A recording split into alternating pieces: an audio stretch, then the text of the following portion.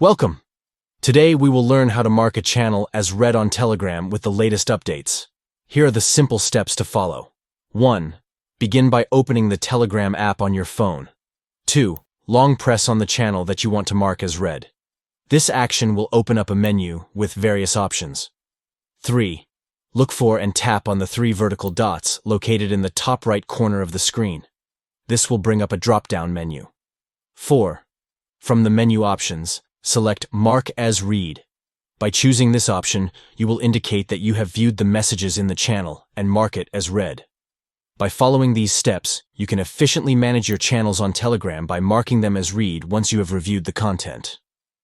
This feature helps you stay organized and keep track of your unread messages effectively. Thank you for watching this tutorial on how to mark a channel as read on Telegram. Stay tuned for more helpful tips and tricks to enhance your messaging experience.